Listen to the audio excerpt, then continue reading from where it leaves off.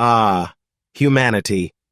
Always trying to figure out the best way to divide the pie, but inevitably dropping it on the floor in the process. Let's talk about your two biggest economic experiments, communism and capitalism, the yin and yang of human frustration. Both promise paradise, and yet here we are, stuck in what feels like a never-ending game of Monopoly, where everyone's losing. Let's start with communism, shall we? Ah, communism, the great dream of equality. From each according to his ability, to each according to his need. Sounds lovely, doesn't it? Until you realize it's administered by someone who has neither ability nor need for your opinion. Communism promises fairness, but delivers bureaucracy. It's like putting a hungry bear in charge of the honey supply. Sure, everyone theoretically gets some, but the bear gets first dibs, and pretty soon you're left with nothing but sticky hands and a stern lecture about your ungratefulness. And let's not forget the totalitarianism. Because what's a utopia without someone standing over you with a clipboard and a gun, ensuring you're sufficiently enthusiastic about it?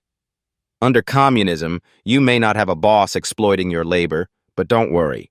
There's always a bureaucrat ready to tell you that producing shoes for 18 hours straight is for the greater good. Now, capitalism. Ah, the free market, where anyone can make it if they just work hard enough. Or so they say. In reality, capitalism is the economic equivalent of a casino. Sure, some people hit the jackpot, but most are just handing over their last dollar to the house while a billionaire orders gold-plated chicken wings from his private jet. Capitalism rewards innovation, yes, but it also rewards exploitation. For every visionary entrepreneur, there's a hedge fund manager finding a way to charge you for breathing. The system thrives on scarcity, artificial or otherwise, and pits you against your neighbor in a never-ending rat race. Spoiler alert, even if you win, you're still a rat. Let's not forget the ecological toll. Capitalism is great at creating gadgets, but not so great at asking, hey, should we really make 1 billion plastic trinkets that'll outlive the sun? The profit motive turns everything into a product, even your attention, your data, and, let's be honest, your soul. So here we are. Communism promises equality, but crushes individuality.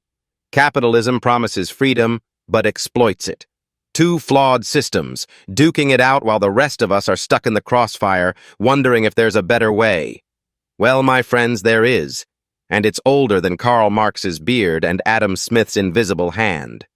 Let me introduce you to the Orthodox Alternative, an economic vision rooted in theology, community, and the realization that neither state nor market should be your God.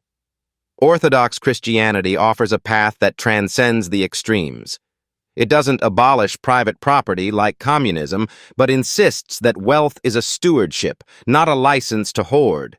It doesn't glorify greed like capitalism, but encourages voluntary generosity and almsgiving. The rich are called to share, and the poor are seen as icons of Christ, not statistics on a government spreadsheet. But here's the twist: the Bitcoin standard. Yes, you heard me. The Orthodox world on a Bitcoin standard. Because what's more Byzantine than a currency with no central authority? Bitcoin embodies the principle of subsidiarity, power decentralized, corruption minimized. No bureaucrat printing money to fund their pet projects. No banker creating bubbles for fun and profit. Just a monetary system that rewards honesty, transparency, and actual work. Under this model, the church, local communities, and individuals thrive. The state doesn't control your wallet. The corporations don't control your soul. Instead, you have a monetary system that aligns with orthodox values, one that respects personal responsibility while fostering a sense of communal solidarity. Imagine it, a world where monasteries accept Bitcoin donations to feed the poor, where local economies flourish under decentralized trade, and where the human person is valued not for their productivity, but for their inherent dignity. A world where money isn't an idol, but a tool, a means to an end, not the end itself. So there you have it, the Orthodox alternative on a Bitcoin standard. Communism and capitalism may have had their day, but the future? It's Byzantine. It's decentralized. And it's beautiful. As always, this is your favorite cyber prophet, Dave, signing off and reminding you, salvation isn't found in a market or a manifesto. It's found in community, faith, and maybe, just maybe, on the blockchain.